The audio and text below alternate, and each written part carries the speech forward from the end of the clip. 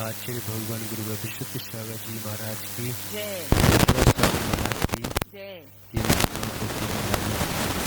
बोले परम पूज्य स्वामी प्रसन्न सागर गुरुदेव की जय। मुनि संघ की जय। यहाँ पे श्लोक नंबर 26 है, उसको जो है पढ़ेंगे। बद्धते मुच्यते जीवा, बध्यते मुच्यते जीव, सममो निर्ममः क्रमात्, सममो निर्ममः क्रमात्, तस्मात् सर्वप्रयत्नेन, तस्मात् सर्वप्रयत्नेन, निर्ममत्व विचिन्तेत्, निर्ममत्वं विचिन्त्यते। एक साथ पढ़ो। बद्धते मुच्यते जीवा, सममो निर्ममः क्रमात्, तस्मात् सर्वप्रयत्नेन निर्ममत्व विचिन्तेत्। बद्धते और मुच्यते, बंधता है और छूटता है। कौन? जीव। कैसे बंधता है? तो ममत्व सहित जीव जो है वह बंध जाता है, और निर्ममत्व जीव जो है वह छूट जाता है। आवश्यकता हमें यहाँ पर निर्बंध होने की नहीं है, आवश्यकता हमें यहाँ पर बंध को बंध स्वीकारने की है। बंध को बंध स्वीकारने की है आवश्यकता, जितनी आवश्यकता हमें निर्बंध होने की नहीं है। जितना हमें आवश्यकता शांति प्राप्त करने की नहीं है, जितनी हमें आवश्यकता अशांति को स्वीकार करने की है। हम अगर अशांति को स्वीकार ही ना करें तो फिर शांति के लिए कौन पुरुषार्थ करेगा? हमने बंध को ही निर्बंध मान लिया, अब जो है कैसे निर्बंध होगा? निर्बंध तो वही होगा जो बंध को स्वीकार करेगा। कोई अगर जेल में हो और जेल में भी आनंद मनाने लगे, जेल में भी सुख सुविधाएं मिल जाए, तो फिर जब उसे जेल में ही आनंद आ रहा है तो फिर बाहर क्यों निकलेगा? वो निकलेगा क्या कि भाई अच्छा है बाहर जाऊंगा, घर वगैरह बनाना पड़ेगा, मेरे को एक घर और मिल गया बेहतरीन, खाना फ्री, आना फ्री, जाना फ्री, और पकड़े जाए तो खाना भी फ्री। तो ऐसी हमने क्या है कि बंद दशा को हमने स्वीकारा नहीं है, हमें बंद दशा में आनंद आने लगा, ममत्व दशा में हमको आनंद आने लगा। कोई ममत्व करने वाला मिल जाए हम प्रभावित हो जाते हैं, निर्ममत्व वाला कोई मिल जाए तो हम प्रभावित तो हो ही नहीं पाते। कोई राग द्वेष की बातें करने मिल जाए बड़ा आनंद आता है, कोई वीतरागता की बातें करने मिल जाए अरे बोर होने लगे, कोई जिनवाणी वाला सुनाने वाला मिल जाए तो कहते हैं क्या जे के बंद मोक्ष ये सब क्या होता है, मेरे को नहीं आता समझ में। हमें आनंद ही नहीं आता उन चीज़ों में। इन बातों में रखा क्या है? इनसे क्या होने वाला? मेरी दुकान चल जाएगी क्या? मेरा घर चल जाएगा क्या? मेरा बाजार चल जाएगा क्या? मेरे बच्चे पल जाएंगे क्या? मेरे को पैसा आ जाएंगे क्या? हम ये बोल देते हैं। हमें कितना आनंद आ रहा है बंध को स्वीकार करने में, जब पकड़े जाओगे तो पता चलता है। रिश्वत लेने में आनंद आता है, लेकिन जब पकड़े जाते हैं तो फिर भगवान याद आता है, हे भगवान बचा ले। भोग भोगने में आनंद आता है, और जब रोगी हो जाए फिर फिर क्या होगा? तो जो भी होगा, पहले आदमी करता है, उसमें आनंद मनाने लगा, तो निर्बंध होने की आवश्यकता ही नहीं है। अच्छा तो कभी बनना ही नहीं है हमें। जितना हमें पुरुषार्थ अच्छा बनने का नहीं करना, जितना पुरुषार्थ ये करना है कि हम बुरे ना हो जाएं। बस बुरे ना हो, अच्छे तो तुम हो। अच्छे के लिए क्या करना पड़ता? कुछ नहीं करना पड़ता। कुछ करना पड़ता है? किंचित भी कुछ नहीं करना पड़ता उसके लिए। तो न दुकान खोलना पड़ती है, न मकान जाना पड़ता है, न कुछ करना पड़ता है। लेकिन बुरे होने के लिए हमें बहुत कुछ करना पड़ता है। तो आचार्य भगवान इसमें क्या बता रहे हैं कि निर्बंध होना, बंधते बंधता है सममो, जो ममत्व सहित होता है वह बंधता है, और मुच्यते छूटता है निर्ममत, निर्ममत भाव से। कुछ नहीं करो। तुम अगर इस बिल्डिंग को भी जो है ना अच्छा धोते रहो, साफ करते रहो, तो इसका जो है सीमेंट वगैरह अच्छा रहेगा। और इसमें तुम सहारा मत दो, कोई कुछ नहीं करो, अपने आप जो एक दिन जो है झड़ जाएगा पूरा, और झड़ जाएगा, नीचे आ जाएगा। तो हम जान बूझ के इसको राख से लिप्त करते रहते हैं। जब तक चिकनाई है, चिकनाई है, तब तक चींटियां लगेंगी, और चींटियां लगेंगी तो फिर निश्चित है कि फोड़े पड़ेंगे। चींटियां हटाना है तो फिर जो है चिकनाई को हटा दो। चिकनाई को हटाना भी नहीं है हमें, वो तो प्रकाश होगा, धूप होगी, अपने आप हट जाएगी चिकनाई।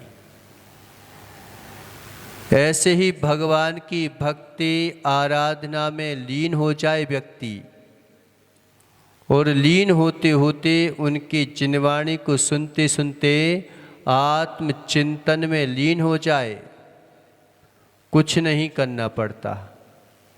अपने आप जो है, कर्मों की इतनी शक्ति नहीं है कि वो तुम्हारे ऊपर ठहर सकें। हम ठहराना चाहते हैं तो ठहरते हैं, अगर हम ठहराना नहीं चाहें तो उनकी हिम्मत ही नहीं है, नहीं होती हिम्मत। फिर दुख होता है तो कहते हैं पहले ममत्व करेंगे, फिर ममत्व जब टूटता है तो फिर हम जो है क्या करते हैं कि मेरा ममत्व टूट रहा है, मेरा ममत्व टूट रहा है। अरे भाई, जो जुड़ा था वो टूटेगा, जो जुड़ा है वो टूटेगा, वो जो जुड़ा नहीं है उसे कोई तोड़ सकता नहीं है। आत्मा टूटती है, आत्मा टूटती है कि कर्म टूटते हैं? कर्म टूटते हैं। क्या टूटता है?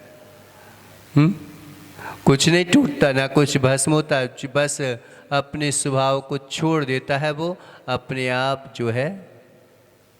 मिलना जुलना तो किसका धर्म है? आत्मा का धर्म है।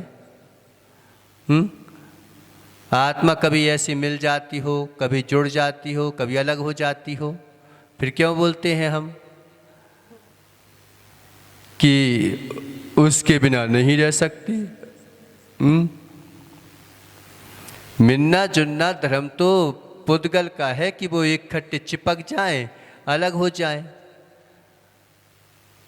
आपका धर्म है क्या? जीव द्रव्य का, कि अलग हटा दो एक तरफ से। उसका तो कुछ भी धर्म ऐसा नहीं है। पूरन गरन स्वभाव तो किसका है? पुद्गल का है। वही चिपकता है, वही वो होता है, उसके बीच में हम अपने आप को फंसा बैठते हैं। अब वो अपना धर्म कर रहा है, हम जानबूझ के उससे लड़ाई करते हैं, बीच में जाते हैं उसके। तो फिर हमें ऐसा लगता है कि हम ही टूट रहे हैं, हम ही सब हो रहा है। तो बद्धते मुचते जीवा सममो निर्ममः क्रमात्, बंधता है छूटता है जीव, ममत्व सहित जीव बंध जाता है और निर्ममत्व भाव से छूट जाता है। इतनी सी तो पूरी कहानी है और कुछ नहीं है। तस्मात् सर्व प्रयत्नेन, इस कारण से पूरा प्रयत्न करना चाहिए। प्रयत्न से निर्ममत्व रूप चिंतित चिंतन करें। इसलिए अच्छा हो कि जितना प्रयत्न करना है, जितना प्रयत्न करना है, इस बात का प्रयत्न नहीं करो कि कोई मेरा हो जाए, कोई तेरा नहीं होगा। इस बात का प्रयत्न करो, मनुष्य पर्याय पाई है तो, कि मैं जो हूँ निर्ममत्व भाव से युक्त हूँ, मेरा कोई नहीं है, मैं किसी का नहीं हूँ, ये मेरा साथ नहीं देते, ये मेरा साथ नहीं देते। कब बोलते हो, कब बोलते हो कि मेरा साथ नहीं देता, कोई मेरा साथ नहीं देता? अपने आप को कमज़ोर बनाते हैं जो ये कहते हैं कि कोई मेरा साथ नहीं देता। और कब बोलते हो, जब तुम्हारे धन होता है, दौलत होती, तब बोलते हो क्या मेरा साथ नहीं देता? जब शरीर टूट रहा हो, गल रहा हो, कीड़े पड़ रहे हो, कैंसर हो रहा हो, तब बोलते हैं बेचारे कि कोई मेरा साथ नहीं देता। अब बताओ, कोई तुम्हारा साथ दे तो क्या मतलब निकला इसका, कि वो भी बीमार पड़ जाए? ये तो साथ होगा ना।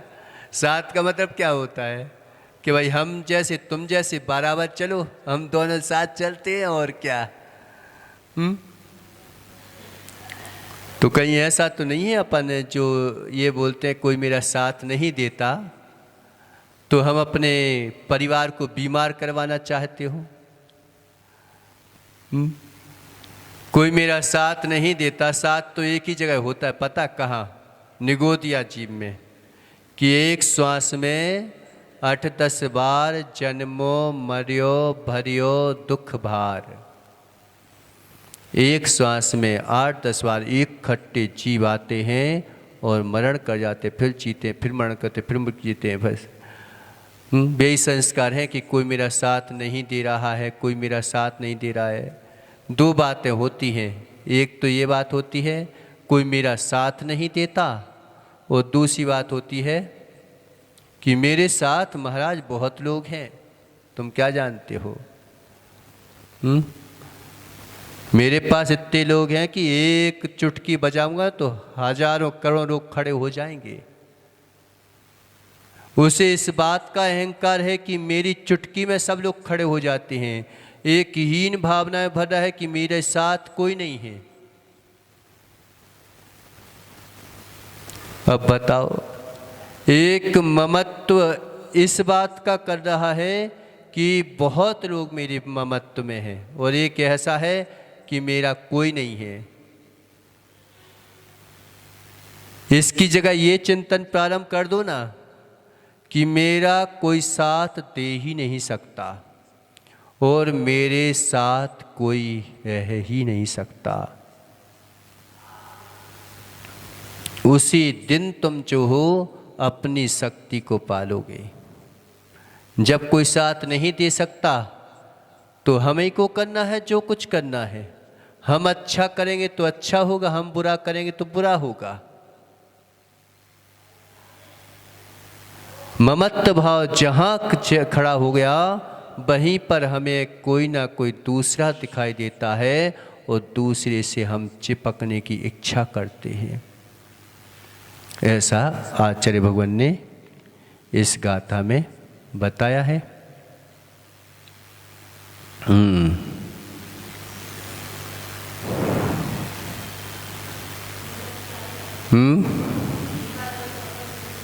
अर्थ अर्थ तो बहुत सरल है, उसमें तो वैसे ही निकल जाता है।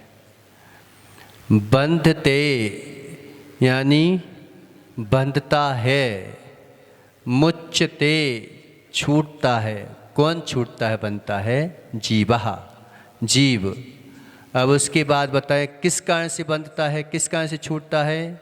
तो सममो, जो ममत्व सहित जीव है, क्रमात् लिखा ना, तो सममो से बंध लगाना है कि ममत्व सहित जीव जो है बंधता है, और निर्ममहा, निर्ममत्व वाला जीव जो है वह छूट जाता है। अब यहाँ पर बता दिया। अब यहाँ पर नीचे जो है ज्ञानी जीव की पहचान बता रहे हैं कि तस्मात् सर्व, तो ये पांचवी व्यक्ति, इस कारण से पूरा प्रयत्न करो, सर्व प्रयत्नेन, पूरे प्रयत्न के द्वारा जितना प्रयत्न करना है कर डालो आज, है ना। एक बार मिली है, हम पूरे प्रयत्न के साथ कहते ना कि बस एक बार मेरे को ये नौकरी मिली है, मैं पूरा प्रयत्न कर लूँगा। ये एक वैकेंसी निकली है और एक वैकेंसी के लिए मैं पूरा का पूरा प्रयत्न कर दूंगा, चाहे कुछ हो जाए। तो ऐसे ही कह रहे हैं कि लगा दो ताकत तुम जितनी लगा सको। तस्मात् सब प्रयत्नेन, संपूर्ण प्रयत्न करो, इस कारण से किसका? निर्ममत्व विचिंतित, निर्ममत्व होने का चिंतन कर दो, बस कुछ नहीं करना है इसमें। तो उसका प्रयत्न करेंगे तो हम निर्ममत्व हो जाएंगे।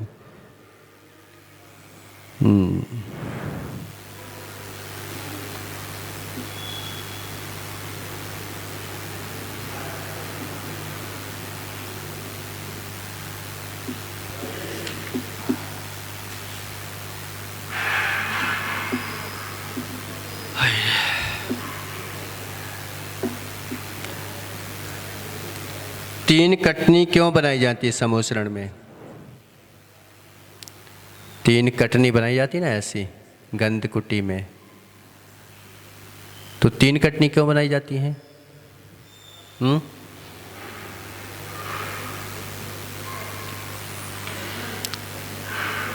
चलो, प्रथम कटनी पर भगवान विराजमान होते हैं, दूसरी कटनी पर जो है चक्रवर्ती द्रव्य चढ़ाता है, और तीसरी कटनी पर चक्रवर्ती बैठता है।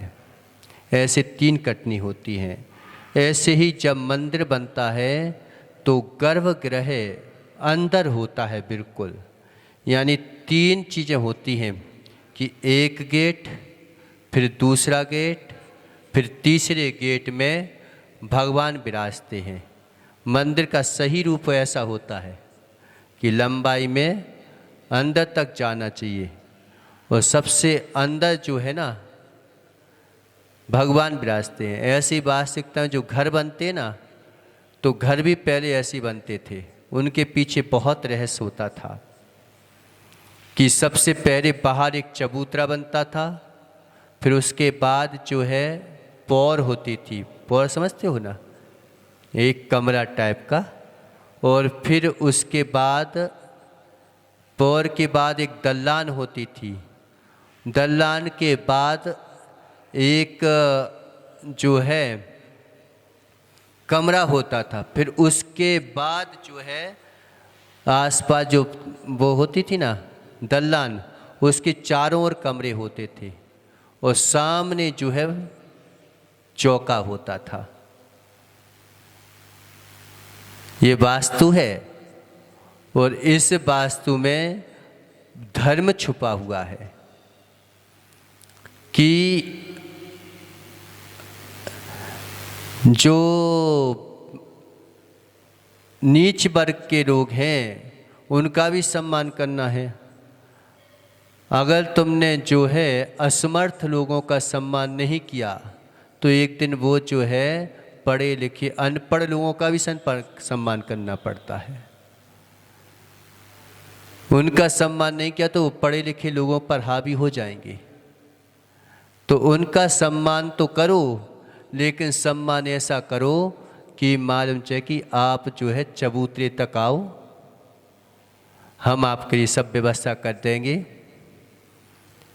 लेकिन अंदर नहीं जाना, हम आपके लिए व्यवस्था है, हम खुद ही आके बैठ जाएंगे। तो जो सेठ जी वगैरह रहते थे वो उनके साथ जाके बैठ जाते थे, लेकिन अंदर नहीं आने देते थे किसी को। और दूसरा पौर होती थी कि कोई अगर उच्च वर्ग का है तो फिर हम पौर तक लेवा लाएंगे, लेकिन उनको अंदर प्रवेश नहीं है, वहीं पर खाना पीना सब व्यवस्था कर देंगे आपकी। फिर होते थे अंदर कमरे, दल्लान तक जो है अपने ही लोग जाते थे, और कमरों में तो मात्र वे ही लोग जाते थे जो उनके बच्चे हैं और उनके सगे संबंधी हैं, वो लोग जाते थे। किचन में वो भी नहीं जा पाते थे। हमने देखा कि छोटे में किचन में जो है ना हर कोई नहीं जा पाता था। मात दादी माँ और माता है तो सोले में हैं तो अंदर जाओ, नहीं तो तुम वहीं पे रह जाना। पानी भर के जो है पी नहीं सकते थे, हम पानी दे देंगे तुम बस गेट के बाहर रहो। तो बोल देते, कहते हैं कि मैं अछूता हूँ क्या? तो कहते अब अछूते हो चाहे कुछ हो, लेकिन बाहर रहो। तो ये उद्देश्य रहता था कि जितनी चौके की शुद्धि होती थी उतनी शुद्धि कहीं नहीं होती थी। ऐसे ही गर्भगृह बनाया जाता है तो 3 जो है कटनियाँ बनाई जाती हैं जो बनते हैं ना, तो उसमें क्या उद्देश्य रहता है कि पहले उसमें जो है बाहर जो हॉल होता है तो उसमें क्या होता है कि शास्त्र स्वाध्याय होता है। दूसरे में क्या होता है? पूजा वगैरह होती है। तीसरे गर्भगृह में मात्र अभिषेक और जिनेंद्र भगवान विराजमान होंगे और कोई नहीं होगा। क्रम रहता था, पहले उसमें भगवान, दूसरे में पूजा करने वाले भक्त और तीसरे में आपका स्वाध्याय, ताकि किसी दूसरे को डिस्टर्ब भी ना हो और किसी प्रकार से कोई बाधा भी ना पहुँचे।